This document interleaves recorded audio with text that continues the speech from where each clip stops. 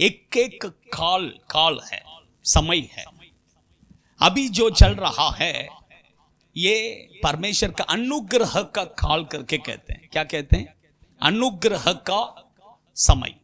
ये कौन सा समय है? अनुग्रह का समय। ये अनुग्रह का समय कब शुरू हुआ कि जिस दिन पवित्र आत्मा 120 लोगों के ऊपर उतर कर आया पेंटेकोस्ट के दिन पर, उस दिन से अनुग्रह का समय क्या हो गया? स्टार्ट हो गया।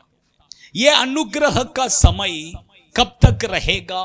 यीशु मसीह के दूसरे आगमन तक क्या करेगा? रहेगा। एनीवे, लेकिन अभी जो है ये कौन सा समय है? अनुग्रह का काल। कौन सा काल है? इंग्लिश में ऐसा कहते हैं ग्रेस पीरियड। कौन सा पीरियड? Grace period. आप समझना है ये कभी से शुरू हुआ? वही मैंने बताया। कब से शुरू हुआ? पवित्र आत्मा जिस दिन आया पेंटेकोस्ट के दिन से शुरू हुआ। ये कब तक रहेगा? यीशु मसीह के आगमन तक रहेगा।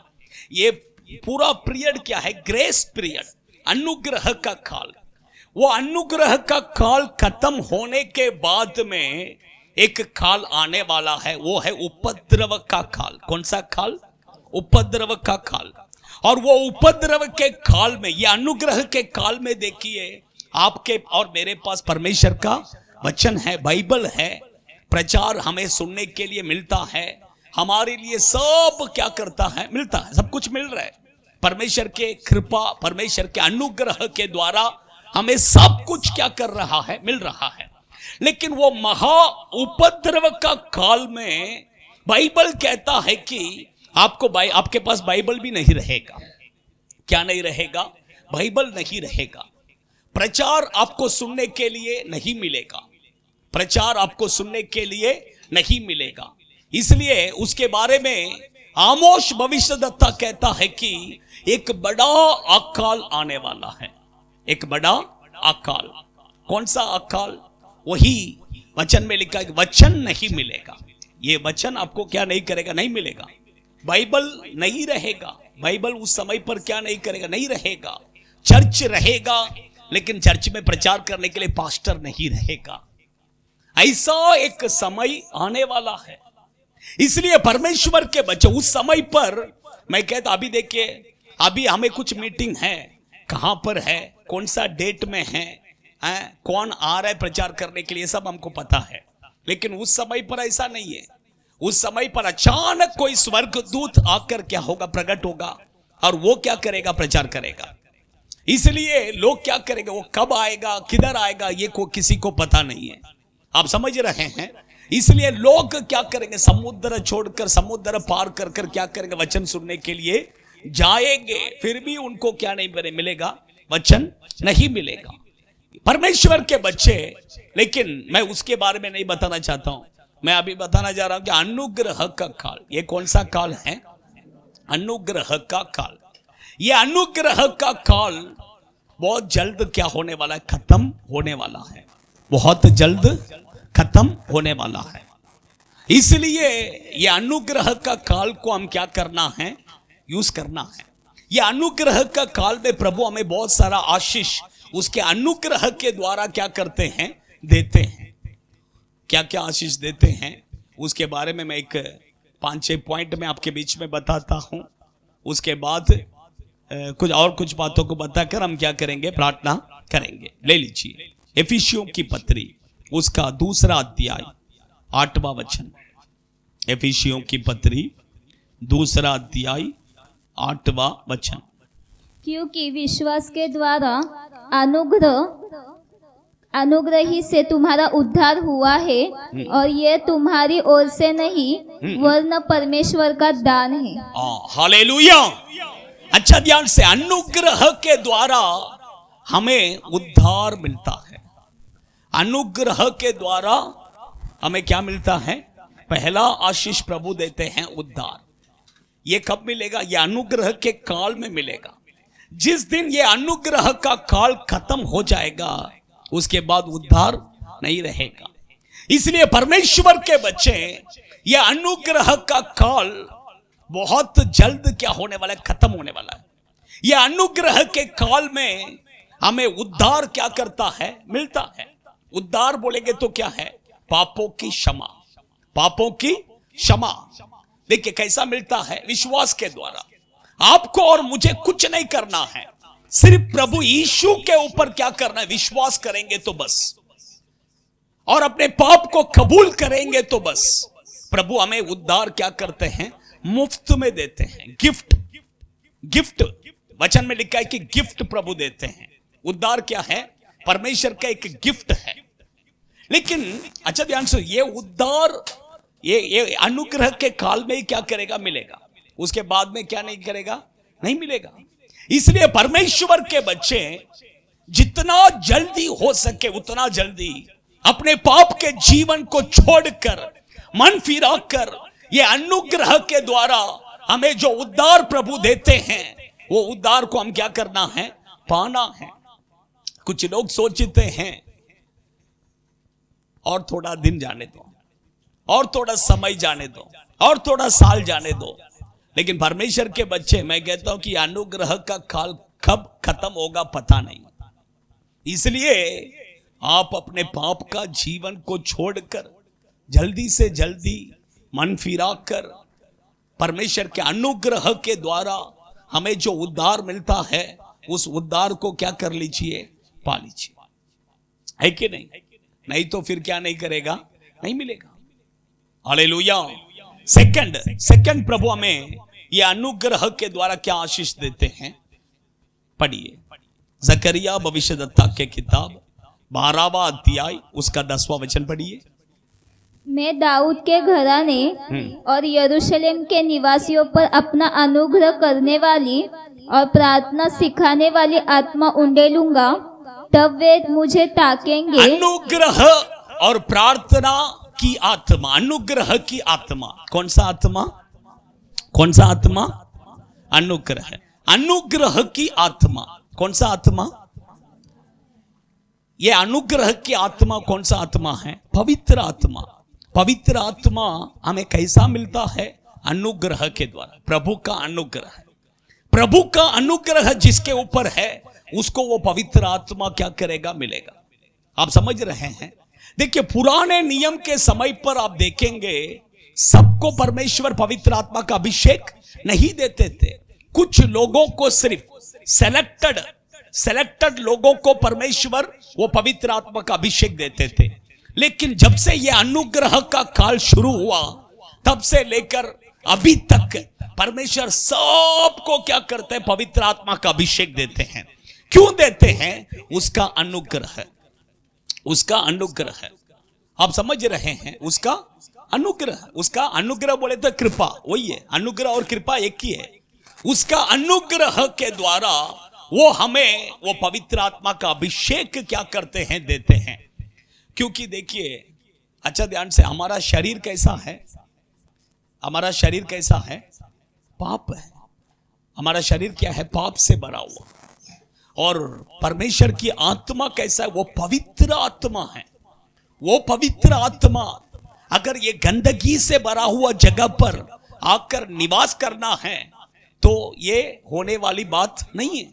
लेकिन परमेश्वर का अनुग्रह के द्वारा ये गंदगी से भरा हुआ शरीर में भी वो पवित्र आत्मा क्या करता है, आकर निवास करता है। Hallelujah, hallelujah. आप समझ रहे हैं मेरे बातों को? परमेश्वर के अनुग्रह के द्वारा ये पवित्र आत्मा हमें क्या करता है, मिलता है। ये पवित्र आत्मा, ये पवित्र आत्मा, अच्छा ध्यान से, आपको समझ में आ रहा है कि नहीं आ रहा? आ रहा है। परमेश्वर, देखिए अच्छा ध्यान से सुनिए, प्रभु का ये कौन सा पीरियड है, अनुग्रह का काल। ये अनुग्रह के काल में, ये अनुग्रह के द्वारा हमें क्या आशीष मिलता है, वही मैं बता रहा हूं। अनुग्रह के द्वारा क्या आशीष, अनुग्रह बोलेंगे तो परमेश्वर का कृपा, कृपा, परमेश्वर के कृपा के, ओके मैं कृपा करके ही बोलता हूं ना तो आपको समझ में आएगा।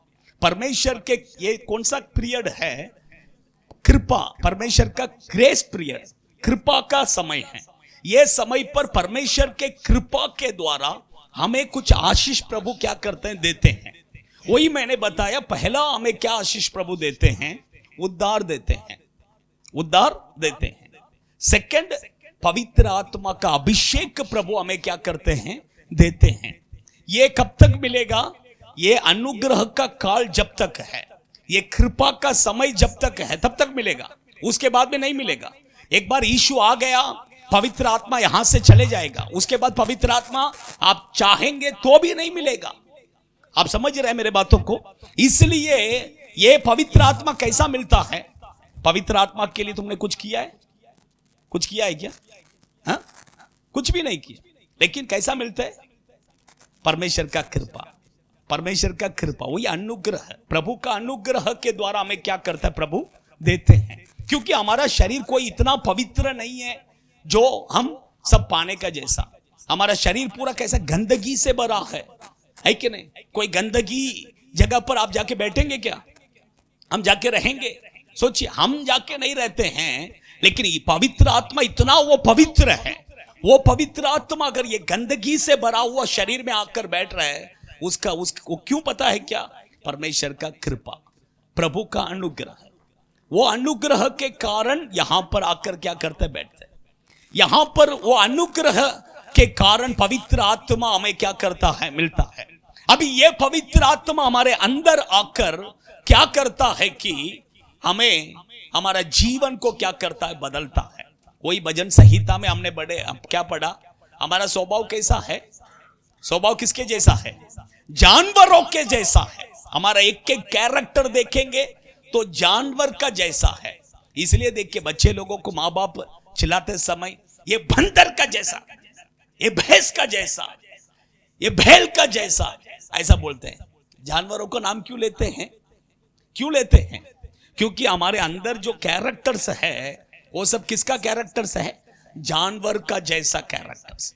लेकिन ये जानवर का जैसा जो कैरेक्टर्स हमारे अंदर है, ये स्वभाव को कौन बदल सकता है? पवित्र आत्मा। इसलिए पवित्र आत्मा प्रभु हमें क्या करते हैं, देते हैं। आप समझ रहे हैं?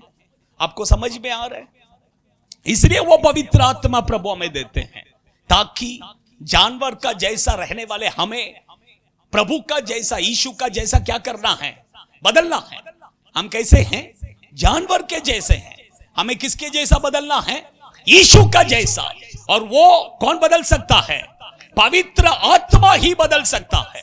हम चाहेंगे तो भी हम नहीं बदल सकते हैं, लेकिन पवित्र आत्मा जब हमारे अंदर आ जाता है, वो पवित्र आत्मा हमें जानवर का जैसा रहने वाले हमें यीशु का जैसा क्या करता है, बदलता है। Hallelujah, hallelujah, hallelujah. आप समझ रहे हैं? समझ रहे हैं? हाँ। परमेश्वर के तीसरा में क्या आशीष मिलता है? दूसरा कुरिन्ती के किताब 12वां अध्याय 9वां वचन। दूसरा कुरिन्ती। पर उसने हाँ। मुझसे कहा, हाँ। मेरा अनुग्रह तेरे लिए बहुत है, मेरा अनुग्रह तेरे लिए बहुत है, क्योंकि मेरी सामर्थ्य हाँ। निर्बलता में सिद्ध होती है। हाँ, निर्बलता में सिद्ध होती है। इसलिए मैं बड़े आनंद से हाँ। अपनी निर्बलताओं पर घमंड करूंगा कि मसीह की सामर्थ्य मुझ पर छाया करती रहे। तीसरा, प्रभु के अनुग्रह के द्वारा हमें चंगाई मिलता है। क्या मिलता है? प्रभु के अनुग्रह के द्वारा हमें चंगाई मिलता है। परमेश्वर के बच्चे हैं, यहां पर जो संभव है वो मैं आपको बताता हूं। फर्स्ट, प्रभु के अनुग्रह के द्वारा हमें क्या मिलता है? क्या मिलता है? बोलिए। मुंडी खाली ऐसा हिलाएगा तो बस नहीं है, मैं सवाल करते रहेगा, क्योंकि आपको समझ में आना है। इसलिए परमेश्वर के अनुग्रह के द्वारा फर्स्ट हमें क्या मिलता है? उद्धार। सेकंड, हमें क्या मिलता है?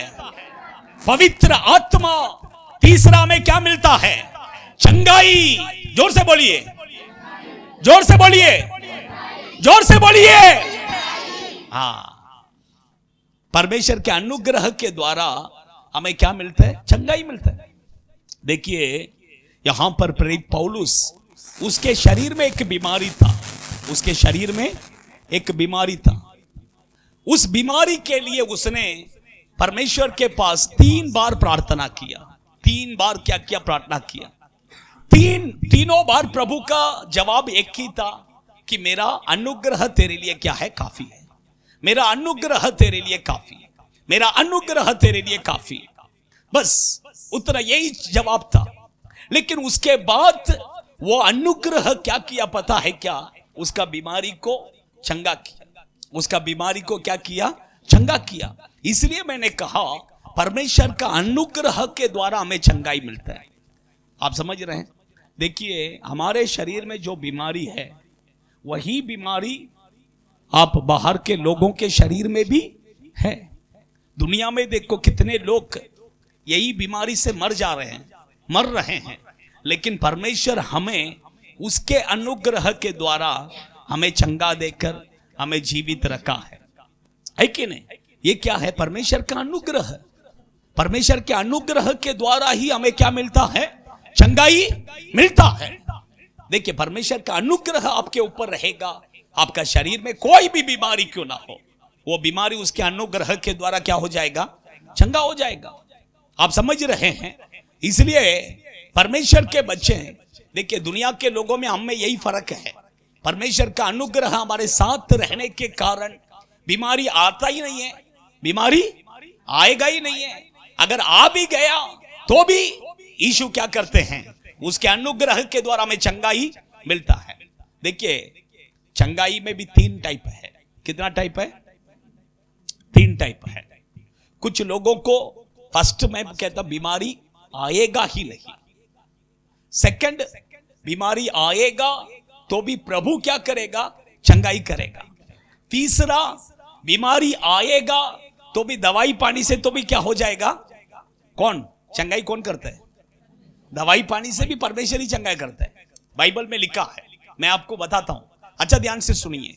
देखिए, यीशु के बारे में हम बाइबल में पढ़ते हैं। यीशु को एकदम प्यास लगा, इसलिए उसने पूछा प्यास लग रहा है, पानी दो करके पूछा कि नहीं? यीशु को नींद भी आया और वो सो भी गया था। यीशु को टायर्ड भी लग रहा था, वो भी लिखा है बाइबल में। तो यीशु कहीं पर भी, यीशु को सिर दर्द आया, पेट दर्द आया, यीशु को बुखार आया, ऐसा आप कहीं पर पढ़ते हैं क्या? यीशु जितना दिन ये पृथ्वी में थे, उसके शरीर में एक भी बीमारी क्या नहीं किया? नहीं आया। आप समझ रहे हैं? परमेश्वर के बच्चे क्यों उसके शरीर में बीमारी नहीं आया? क्योंकि उसका जीवन इतना पवित्र था। आप समझ रहे हैं? आपके और मेरे शरीर में बीमारी आए बिना हम रहना है तो हमारा जीवन यीशु का जैसा क्या होना है? पवित्र होना। आप यीशु का जैसा एक पवित्र जीवन जिएंगे तो मैं कहता हूं आपके शरीर में एक भी बीमारी क्या नहीं करेगा? नहीं आएगा। एक भी बीमारी नहीं आएगा। दूसरा, और एक, अभी कुछ लोगों के शरीर में क्या करते? बीमारी आएगा लेकिन दवाई लेने का जरूरत नहीं है। दवाई लेने का जरूरत नहीं है। बिना दवाई के प्रभु क्या करेगा? चंगा करेगा। डॉक्टर के पास जाने का जरूरत नहीं है। प्रभु क्या करेगा? बिना दवाई के, बिना डॉक्टर के परमेश्वर क्या करेगा? चंगाई देता है। हालेलुया। तीसरा, डॉक्टर के पास जाएंगे लेकिन चंगा करने वाला कौन है? परमेश्वर। बाइबल में लिखा है कि प्रभु यीशु खुद कहते हैं बीमारों के लिए कौन है? बीमारों के लिए डॉक्टर है। बीमारों के लिए कौन रखा है? प्रभु ने डॉक्टर को दिया है। हाँ, कुछ लोगों को डॉक्टर के पास जाएंगे, दवाई लेंगे तो भी चंगा करने वाला कौन है? चंगा करने वाला कौन है? आप समझ रहे हैं? परमेश्वर 3 टाइप से क्या करते हैं? चंगाई देते हैं। परमेश्वर के बच्चे उसके अनुग्रह के द्वारा में ये चंगाई क्या करता है? मिलता है। उसका अनुग्रह और कुछ भी नहीं। उसका अनुग्रह, उसके अनुग्रह के द्वारा में ये चंगाई क्या करता है? मिलता है। अभी देखिए, चौथा पॉइंट, 1 कुरिन्थी की किताब 15वां अध्याय 10वां वचन। परंतु मैं जो कुछ भी हूँ परमेश्वर के अनुग्रह से हूँ। उसका अनुग्रह जो मुझ पर हुआ वह व्यर्थ नहीं हुआ, परंतु मैंने उन सब से बढ़कर परिश्रम भी किया, हाँ। तो भी ये मेरी ओर से नहीं हुआ, हाँ। परंतु परमेश्वर के अनुग्रह से जो मुझ पर था। हाँ, अच्छा ध्यान से सुनिए। प्रेरित पौलुस कहता है कि मैंने बहुत परिश्रम किया, मैंने बहुत परिश्रम किया, सबसे ज्यादा मैंने परिश्रम किया। पतरस से भी, यूहन्ना से भी, तोमा से भी सबसे ज्यादा मैंने क्या किया है? परिश्रम किया है। लेकिन ये परिश्रम मैंने नहीं किया, परमेश्वर का अनुग्रह जो मुझ पर है, वो अनुग्रह के द्वारा मैंने क्या किया? परिश्रम किया। आप समझ रहे हैं? देखिए, मैं कहता हूं कि इससे एक बात पता चलता है, प्रभु के लिए अगर कुछ भी करना है, परमेश्वर का अनुग्रह रहेगा तो कर सकते हैं। प्रभु का अनुग्रह नहीं है तो कुछ भी नहीं कर सकते हैं। एक झाड़ू मारना है तो भी परमेश्वर का अनुग्रह चाहिए। एक खाना बनाना है तो भी परमेश्वर का अनुग्रह चाहिए। परमेश्वर का अनुग्रह आपके ऊपर नहीं रहेगा, आप कुछ भी प्रभु के लिए नहीं कर सकते हैं। आप समझ रहे हैं? देखिए, झाड़ू मारने के लिए सब लोग मार सकते हैं, लेकिन परमेश्वर का अनुग्रह जिसके ऊपर है, जब वो झाड़ू मारेगा, उसका झाड़ू मारने में और इसका झाड़ू मारने में क्या है? बहुत फर्क रहेगा। परमेश्वर का अनुग्रह रहेगा, वो व्यक्ति खाना बनाने में और दूसरा व्यक्ति खाना बनाने में क्या रहेगा? फर्क रहेगा। उसके बाद खाना खाने के बाद में उसमें नमक नहीं है, तीखा ज्यादा हो गया, कुछ ना कुछ बोलेंगे, है कि नहीं? परमेश्वर का अनुग्रह रहेगा, वो व्यक्ति अगर खाना बनाएगा, वो खाना एकदम, वो अच्छा नहीं बनाएगा तो भी एकदम टेस्टी हो जाएगा, एकदम क्या हो जाएगा? आप समझ रहे हैं? परमेश्वर के बच्चे, प्रभु का अनुग्रह रहेगा तो ही हम प्रार्थना भी कर सकते हैं। क्या करने का? आज बहुत से लोग देखिए सोचते हैं मैं भी प्रार्थना करना है, मैं भी प्रार्थना कर, 1 घंटा प्रार्थना करना है, सोचते हैं, लेकिन होता है क्या? नहीं होता है कि नहीं? प्रार्थना में जाकर बैठेगा, 5 मिनट में नींद आ जाते हैं, 15 मिनट में वॉशरूम आ जाते हैं, 20 मिनट में प्रार्थना खत्म हो गया। आप समझ रहे हैं? क्यों? परमेश्वर का अनुग्रह रहेगा, आप 1 घंटा नहीं 4 घंटा प्रार्थना कर सकते हैं। कुछ लोग देखिए उपवास करते हैं, उपवास करने के लिए भी क्या चाहिए? परमेश्वर का अनुग्रह चाहिए। प्रभु का अनुग्रह नहीं रहेगा, आप 40 दिन क्या 1 दिन भी नहीं कर सकते हैं, 1 दिन भी उपवास नहीं कर सकते हैं। एक व्यक्ति अभी बीच में किसी ने तो आके मुझे बताया था, पास्टर मैं शाम को 5 बजे ही मुझे बहुत भूख लग जाता है, खा जाता हूं। आप समझ रहे हैं? रीजन क्या है? परमेश्वर का अनुग्रह है। आप उपवास करने से पहला परमेश्वर, मैं 3 दिन उपवास करने वाला हूं, मुझसे नहीं होगा, लेकिन आपका अनुग्रह मुझे दीजिए, आपका अनुग्रह मुझे दीजिए। आप बोलकर देखिए, आप 3 दिन उपवास करने तक आपको भूख लगेगा ही नहीं, भूख लगेगा ही नहीं, भूख लगेगा ही नहीं। आप समझ रहे हैं? 40 दिन उपवास कर, परमेश्वर से पूछिए, परमेश्वर में 40 दिन उपवास करना है, मुझे आपके अनुग्रह दीजिए। आप पूछकर देखिए, परमेश्वर वो अनुग्रह देगा। आप 40 दिन भी उपवास करेगा, आपको शरीर में थोड़ा भी कमजोरी नहीं लगेगा। आप समझ रहे? ये सब परमेश्वर का अनुग्रह है। प्रभु का अनुग्रह रहेगा तो ही क्या कर सकते हैं? कर सकते हैं। गीत गाना है, प्रभु का अनुग्रह चाहिए। प्रचार करना है, प्रभु का अनुग्रह चाहिए। ट्रांसलेशन करना है, प्रभु का अनुग्रह चाहिए। हर चीज के लिए परमेश्वर का अनुग्रह रहेगा तो ही कर सकते हैं, नहीं तो नहीं कर सकते हैं, नहीं तो नहीं कर सकते हैं। गीत गाने के लिए क्या चाहिए? नहीं तो क्या हो जाएगा? ये एक साइड में जाएगा, वो एक साइड में जाएगा। ट्रांसलेशन करने के लिए परमेश्वर का अनुग्रह चाहिए, नहीं तो मैं एक प्रचार करेगा, वो दूसरा प्रचार करेगा। आप समझ रहे हैं? हर चीज में प्रभु के लिए अगर आपको कुछ भी करना है, परमेश्वर मुझसे नहीं होगा, लेकिन आपका अनुग्रह मुझे क्या कीजिए? दीजिए। आपका अनुग्रह रहेगा तो हम सब कुछ कर सकते हैं। हर चीज के लिए परमेश्वर के पास उसका अनुग्रह को क्या करना है? मांगना है। प्रभु देगा, प्रभु देगा। आप समझ रहे हैं? आप सोचेंगे कि मैं गधे का जैसा गीत गाता हूं करके, चलेगा, नो प्रॉब्लम। लेकिन आप परमेश्वर के पास पूछिए, प्रभु मुझे अच्छा गीत गाने के लिए आपका अनुग्रह मुझे दीजिए करके बोलिए। परमेश्वर देखिए अगला हफ्ता से उसका आपका गीत गाने का यही अलग हो जाएगा। हाँ, कोयल का जैसा फिर गाने लगेगा। किसका जैसा? पहला गधे का जैसा, अभी कैसा?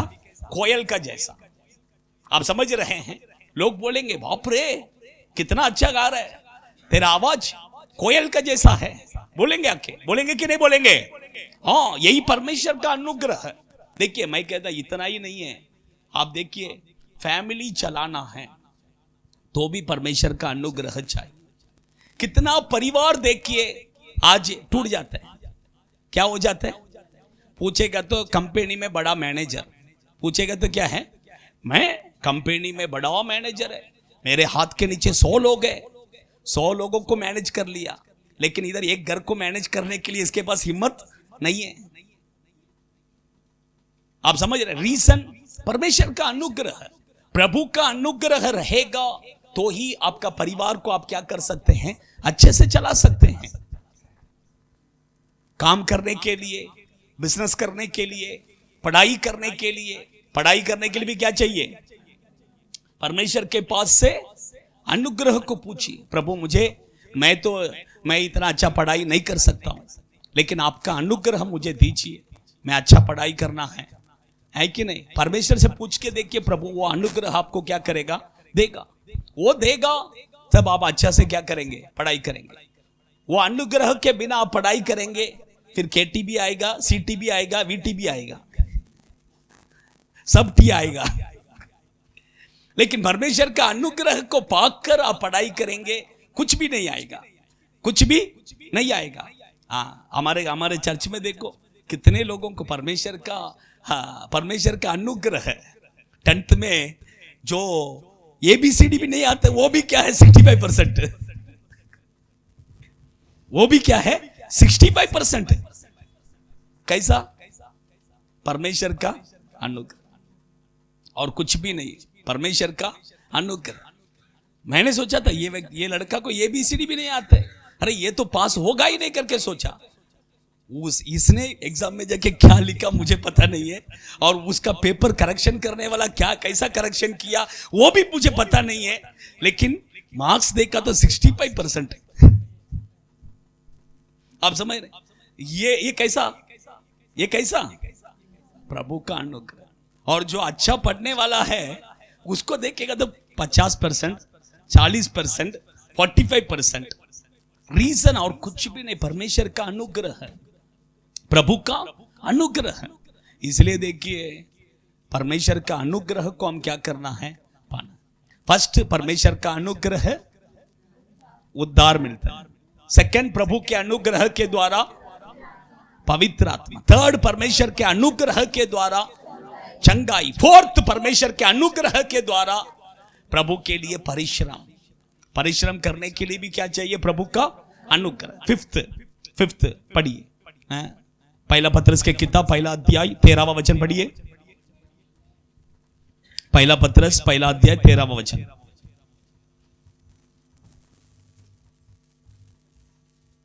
इस कारण अपनी बुद्धि की कमर बांधकर और सचेत रहकर उस अनुग्रह की पूरी आशा रखो जो यीशु मसीह के प्रकट होने के समय तुम्हें मिलने वाला है। हालेलुया। फिफ्थ, परमेश्वर का अनुग्रह जिसके ऊपर है वही किधर जाएगा? प्रभु के आगमन में जाएगा। अच्छा ध्यान से सुनिए, यीशु जब मध्य आकाश में आएगा, जिन लोगों के ऊपर परमेश्वर का अनुग्रह है वही किधर जाएगा? बाकी लोग क्या नहीं कर सकते? नहीं जा सकते। आप समझ रहे हैं? बाइबल कहता है 2 लोग, कितने लोग? 2 लोग साथ रहेंगे, एक व्यक्ति उठा लिया जाएगा, एक व्यक्ति छोड़ दिया जाएगा। 2 व्यक्ति एक ही बिस्तर में क्या करेंगे? सोया रहेंगे। एक व्यक्ति उठा लिया जाएगा, एक व्यक्ति छोड़ दिया जाएगा। 2 व्यक्ति आटा पीसते रहेंगे, उसमें से एक उठा लिया जाएगा, एक छोड़ दिया जाएगा, है कि नहीं? सब जगह में 2, उसमें से एक। परमेश्वर के बच्चे वही मैंने कहा, प्रभु का अनुग्रह रहेगा तो ही हम क्या कर सकते हैं, जा सकते। प्रभु का अनुग्रह जिसके ऊपर नहीं है वो नहीं जा सकते। इसलिए परमेश्वर का अनुग्रह हमें बहुत जरूरी है। सिक्स्थ पढ़िए, रोमियो के पत्री 5वां अध्याय 17वां वचन।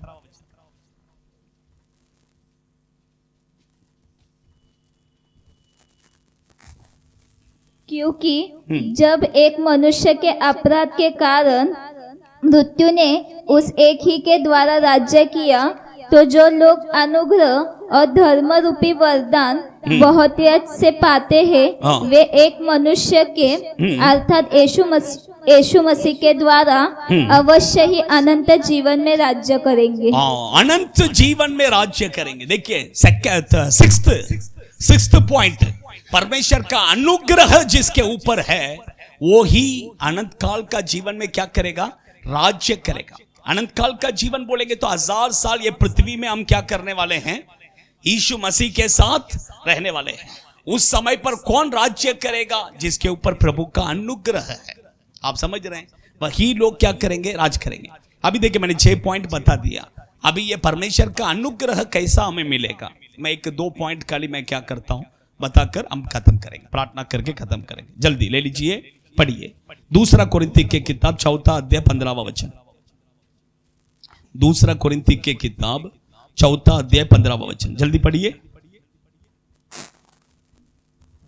क्योंकि सब वस्तुएं तुम्हारे लिए है, ताकि अनुग्रह बहुतों के द्वारा अधिक होकर परमेश्वर की महिमा के लिए धन्यवाद भी बढ़ाए। हालेलुया। देखिए हिंदी में कैसा लिखा, थोड़ा अलग लिखा है, लेकिन बाइबल क्या कहता है कि धन्यवाद करने से परमेश्वर का अनुग्रह हमारे अंदर क्या होता है, बढ़ता है। परमेश्वर का अनुग्रह हमें कैसा मिलता है, धन्यवाद करने से। आप परमेश्वर को जितना धन्यवाद करेंगे उतना परमेश्वर का अनुग्रह आपके अंदर क्या करेगा, बढ़ता ही जाएगा। आप समझ रहे हैं? तो धन्यवाद करना है, क्या करना है, धन्यवाद करना है। 1 घंटा प्रार्थना करते हैं, उसमें आधा घंटा क्या करो, पहला धन्यवाद करो। आधा घंटा क्या करो, धन्यवाद। आधा घंटा प्रभु को धन्यवाद करो, उसके बाद बचा हुआ आधा घंटा प्रार्थना करो। वो भी किसके लिए, देश के लिए, दूसरे लोगों के लिए प्रार्थना कीजिए। आपके लिए 1-2 मिनट प्रार्थना कीजिए, बस हो गया। आपके लिए कितना प्रार्थना करना है, 2 मिनट, बस हो गया। आप समझ रहे हैं? परमेश्वर के बचा आधा घंटा किसके लिए, प्रभु को धन्यवाद करो।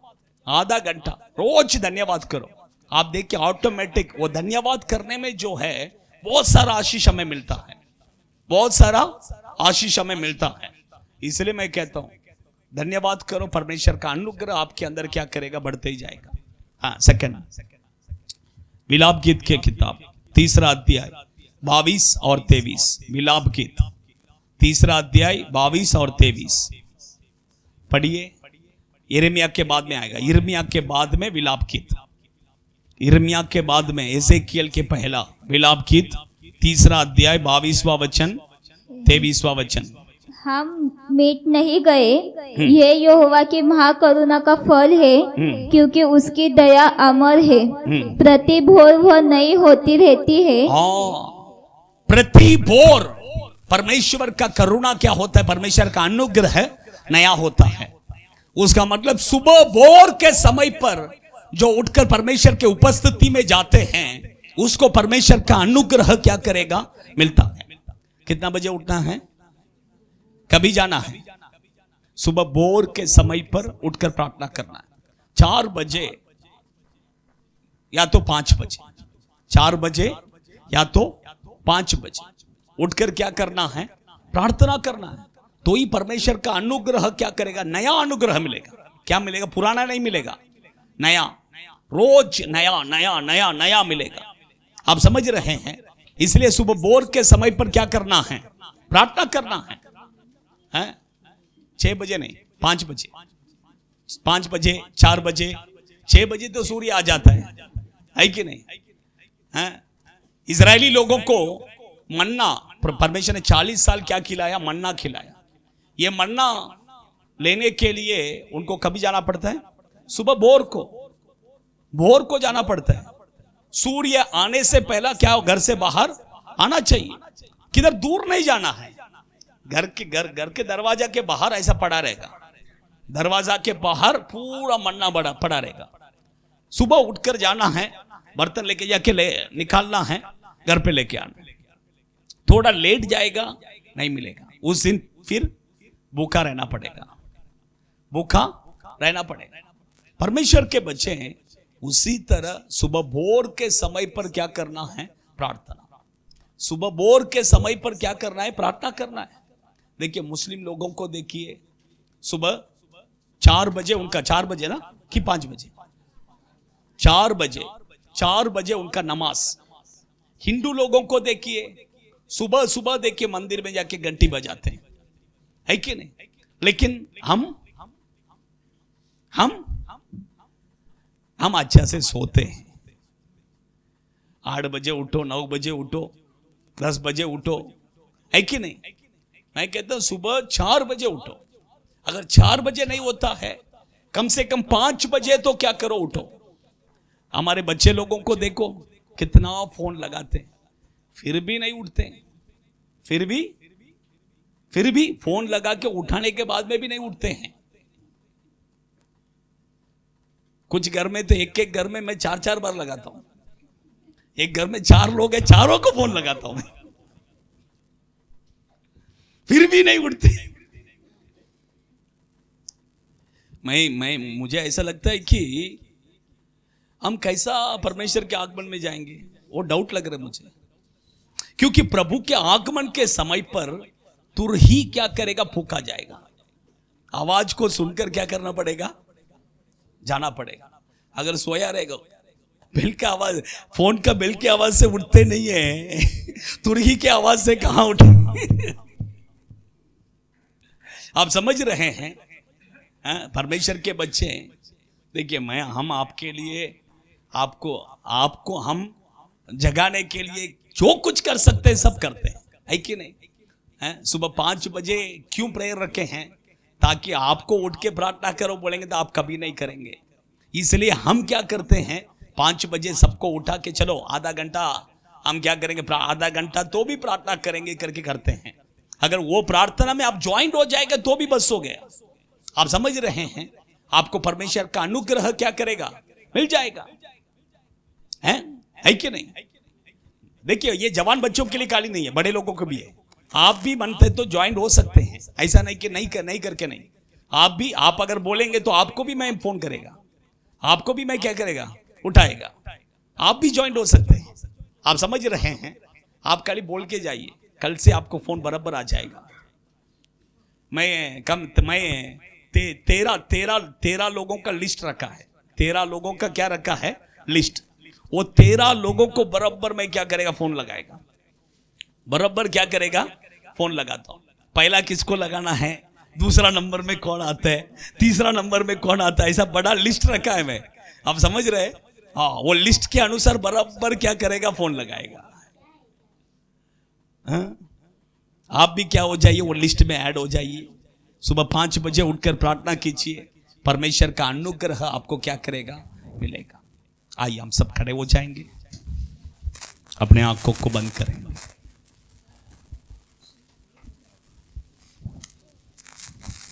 अपने आंखों को बंद कीजिए।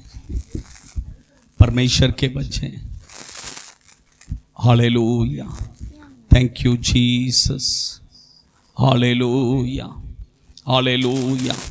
ये अनुग्रह का काल, आंखों को बंद कीजिए, थोड़ा जल्दी आंखों को बंद कीजिए, आंखों को बंद कीजिए। कोई उधर इधर मत देखिए। परमेश्वर का अनुग्रह आपके ऊपर उतर कर आएगा। यह अनुग्रह का काल है, यह अनुग्रह का काल, यह अनुग्रह का काल, यह अनुग्रह का काल। In the name of Jesus, ओडा रेका बादोना री हंतुरो बैठ के देना री बल बल बल शगल री अंतुरिया।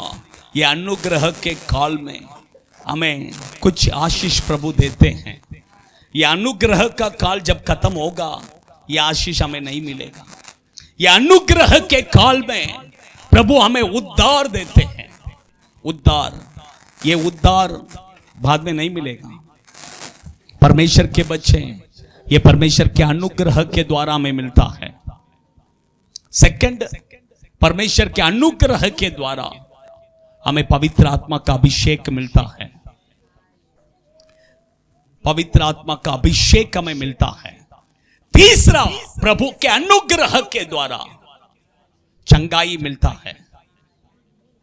चौथा, प्रभु का अनुग्रह के द्वारा हम प्रभु के लिए प्रयास कर सकते हैं। पांचवा, प्रभु का अनुग्रह रहेगा तो ही उसके आगमन में जा सकते हैं।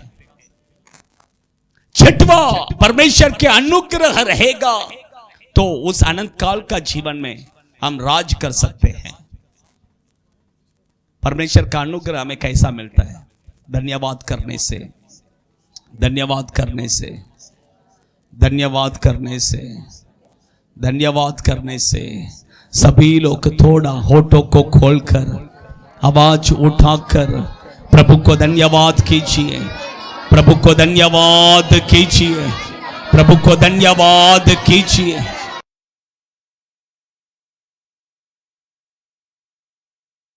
अनुग्रह, वो अनुग्रह इन the name of Jesus, Jesus, परमेश्वर के अनुग्रह